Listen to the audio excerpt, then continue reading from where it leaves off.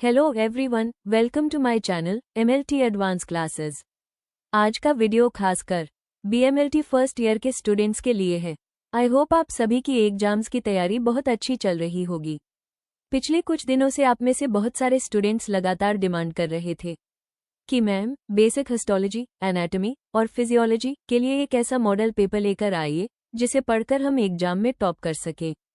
तो आप सबकी भारी डिमांड पर पिछले 8 सालों के 2017 से 2025 तक के MPMSU के पेपर्स को पूरा एनालाइज करने के बाद मैं आपके लिए लेकर आ गई हूँ मोस्ट एक्सपेक्टेड मॉडल पेपर 2026। आज की इस वीडियो में मैं आपको न सिर्फ इम्पॉर्टेंट क्वेश्चंस बताऊंगी बल्कि यह भी गाइड करूंगी कि 2 नंबर, 10 नंबर और 15 नंबर के क्वेश्चन को आंसर शीट पर लिखना कैसे है ताकि एग्जामिनर आपको पूरे मार्क्स देने पर मजबूर हो जाए। वीडियो को बिना स्किप किए पूरा देखिएगा क्योंकि आज का एक एक क्वेश्चन आपके एग्जाम की कश्ती पार लगाने वाला है। चलिए बिना किसी देरी के शुरू करते हैं। सबसे पहले बात करते हैं section A, very short questions. यहाँ आपको 2 नंबर के 20 क्वेश्चन देखने को मिलेंगे। याद रखिए, ये 2 नंबर वाले क्वेश्चन आपके स्कोर बूस्ट करने के लिए गोल्डन चांस होते हैं। पहला क्वेश्चन है डिफाइन साइटोलॉजी या फिर व्हाट इज एम्बेडिंग और composition of bone. In question को अटेम्प्ट करते समय स्टूडेंट सबसे बड़ी गलती क्या करते हैं? वो पूरा पेज भरने लग जाते हैं। आपको ऐसा बिल्कुल नहीं करना है। यहाँ आपको सिर्फ 50 से 60 शब्दों में टू द पॉइंट यानी एकदम सटीक आंसर लिखना है।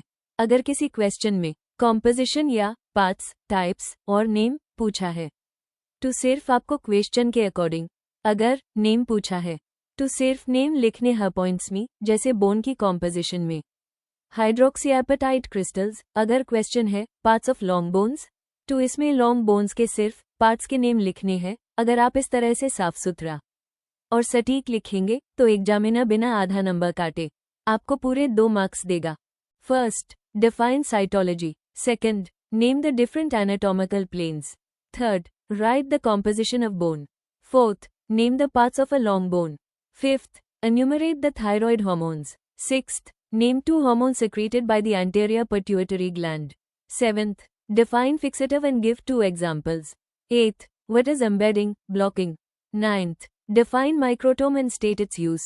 10th, name 4 types of microtome knives. 11, classification of mounting media with examples. 12, write the composition of pass stain. 13, state the principles, color outcomes of H or A stain. 14, define fertilization and state its usual site. 15. What is lymph and write its 2 main functions. 16. Define thrombocytosis. 17. What is glomerulonephritis? 18. Enumerate 3 main parts of the brain. 19. What is lumbar puncture and why is it done? 20. Define lysosome and why is it called a suicide bag. अब आते हैं हमारे सबसे बड़े और scoring section पर। Section B, short questions. यहाँ आपको 10 नंबर के 15 बहुत ही इंपॉर्टेंट क्वेश्चंस दिए गए हैं। इस सेक्शन में आपके कुछ एवरग्रीन टॉपिक्स हैं जो यूनिवर्सिटी हर साल पूछती है, जैसे types of epithelial tissue, tissue processing के स्टेप्स और फिक्सेटिव्स।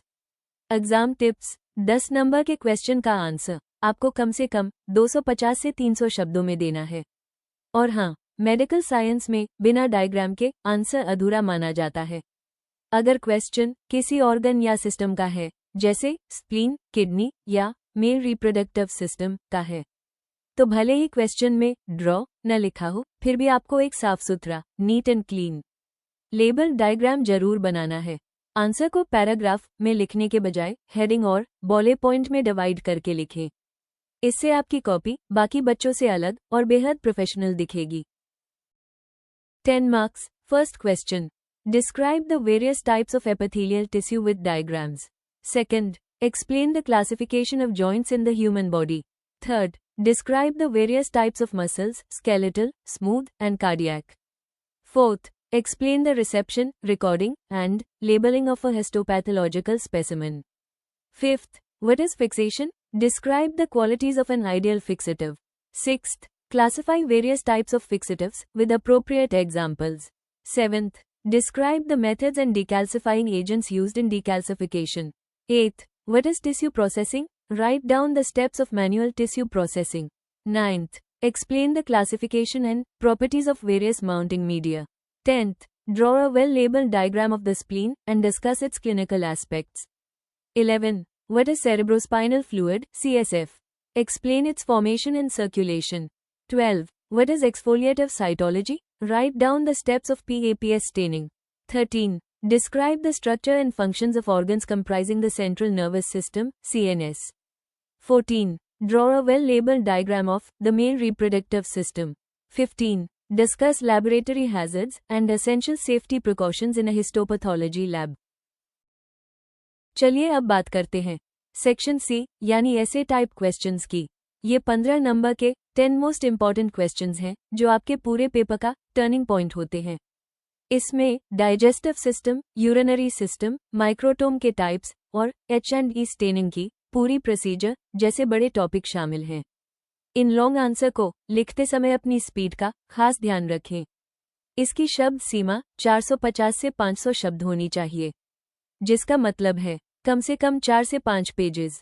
शुरुआत हमेशा इंट्रोडक्शन या डेफिनेशन से करें, फिर एनाटॉमी, उसके बाद फिजियोलॉजी या वर्किंग मैकेनिज्म और आखिर में उसका क्लिनिकल सिग्निफिकेंस यानी लैब में उसका क्या महत्व है जरूर लिखें। फ्लो चार्ट और बड़े डायग्राम्स का इस्तेमाल करें ताकि एग्जामिनर को आपकी थ्योरी पढ़ने में ज़्यादा मेहनत न करनी पड़े।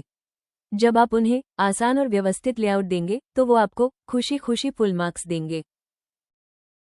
15 marks. First question, describe the various blood cells RBCS, WBCS and platelets and detail their specific functions. Second, explain the ABO and RH blood group systems along with their clinical importance and cross-matching. Third question, discuss in detail the digestive system with related organ anatomy and physiology. Fourth question, describe the parts and functions of organs of the human respiratory system. Fifth question, describe the urinary system in detail, anatomy of kidney, urinary bladder, and urethra. Sixth question, draw a well-labeled diagram of the human liver and describe its metabolic and exocrine functions. Seventh question, describe the various types of microtomes used in histology, focusing on the rotary microtome. Eighth question, explain the detailed procedure of hematoxylin and eosin, H&E, staining, along with its troubleshooting. Ninth question, discuss the endocrine system, naming the major glands, their locations, and the hormones they secrete. 10th question, draw a well-labeled diagram showing the electron microscopic structure of a human cell and explain the functions of all its organelles. तो students, ये था हमारा special MPMS UBMLT first year का 2026 के लिए most important model paper. अगर आप इन सभी क्वेश्चन को अच्छे से घोट कर पी जाते हैं तो एग्जाम्स में आपको बेहतरीन मार्क्स लाने से कोई नहीं रोक सकता। और हाँ, सबसे ज़रूरी बात, जो भी स्टूडेंट्स मेरी इस वीडियो को अभी एंड तक देख रहे हैं उनसे मेरी एक छोटी सी रिक्वेस्ट है कि एग्जाम देकर आने के तुरंत बाद आप इसी वीडियो के कमेंट बॉक्स में वापस आकर मुझे ज़रूर बताइएगा कि इस मॉडल पेपर से आपके एग्जाम में कितने क्वेश्चन आए हैं। जब स्टूडेंट्स के एग्जाम्स अच्छे जाते हैं और वो आकर बताते हैं कि आपकी वीडियो से बहुत हेल्प हुई और कमेंट करते हैं, तो सच मानिए मुझे दिल से जो खुशी मिलती है उसे शब्दों में बयान नहीं किया जा सकता। आपके वही कमेंट्स मेरी असली कमाई है और मुझे आप लोगों के लिए दिन रात मेहनत करने के लिए इंस्पायर करती हैं। जितने भी सिंसियर स्टूडेंट ने इस वीडियो को एंड तक देखा है, आप सभी का दिल से बहुत बहुत शुक्रिया। अगला वीडियो आपको किस टॉपिक या किस सब्जेक्ट पर चाहिए?